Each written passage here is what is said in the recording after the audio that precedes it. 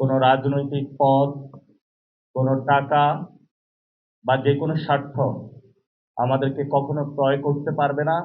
আজকের এই প্রোগ্রামে উপস্থিত আছেন যিনি আয়নাগর থেকে ফিরে এসেছেন, যার স্টোরি বা গল্পটা যে কোনো আমরা ছোটবেলায় যে গোয়েন্দা সিরিজগুলো পড়তাম সেগুলোকে হার মানায়। আজকে এখানে উপস্থিত আছেন জুলাই গণ অভ্যুত্থানের আহত ভাইরা, যাদের অঙ্গের বিনিময়ে নতুন একটি বাংলাদেশের স্বপ্ন ওনারা দেখেছিলেন। আজকে এখানে উপস্থিত আছেন শহীদ, ওনাদের রত্নগর্বা মা, কারো বোন, যাদের কাছে আমরা এখনো অপরাধী, যাদের কাছে আমরা প্রতিশ্রুতি দিয়েছিলাম যে তাদের সন্তান, কারো স্বামী, কারো ভাই যারা চলে গিয়েছে, শহীদ হয়েছে, যারা খুনিরা আছে, আমরা তাদেরকে বিচারের কাঠগড়ায় দাঁড় করাবো।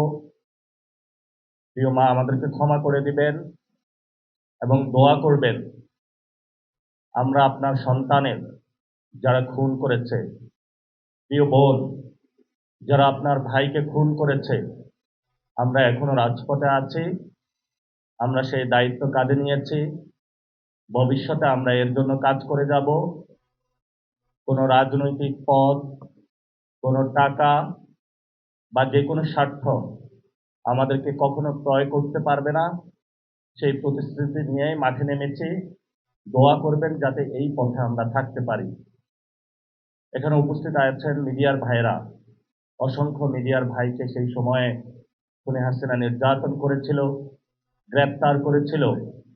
আমরা সেই সময়কার মিডিয়াতে দেখেছিলাম যে পুলিশ তাদেরকে মারছে, ক্যামেরাগুলা রক্তাক্ত, মোবাইল রক্তাক্ত, সাংবাদিকদের কলাম রক্তাক্ত। সেই সময়ের স্মৃতিগুলো আমরা ভুলে যাইনি।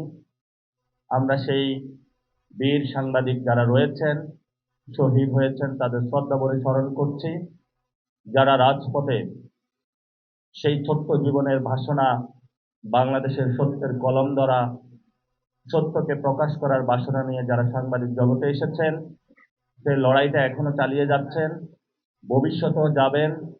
সেই দোয়া থেকে আমি আমার কয়েকটা ছোট কথা বলবো। আজকের এই প্রোগ্রামে আরো উপস্থিত আছেন নবগঠিত আমাদের যে ইঞ্জিনিয়ার্স যারা আছেন, তাদেরকে নিয়ে আমরা একটা অ্যালায়েন্স করেছি সবাইকে নিয়ে সম্মিলিতভাবে কাজ করার জন্য।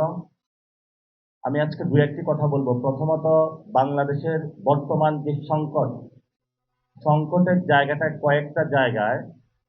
একটা হলো ধর্ম থাকলে হলো ক্ষমতা থাকে না, ক্ষমতা থাকলে ধর্ম থাকে না। ধর্মভিত্তিক দল যেগুলো, সেগুলো হয়ে যাচ্ছে ক্ষমতার পাগল। ক্ষমতা ভিত্তিক যে দলগুলো রয়েছে সেগুলো হয়ে যাচ্ছে ইন্ডিয়ার পাগল।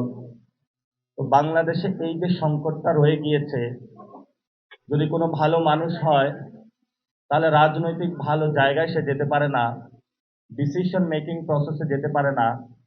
আর যদি কেউ খারাপ মানুষ হয়, তার থেকে আমরা ভালো কোনো ডিসিশন আশা করতে পারি না।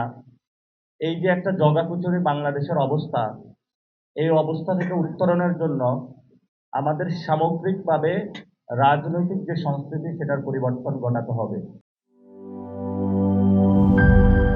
মিল্ক ক্রিম আর এক্সাইটিং ফ্রুট ফ্লেভারে তৈরি হুররে ওয়েফারের মাঞ্চি টেস্টে আপনিও বলবেন টেনশন দূর রে, হয়ে যাক হুররে।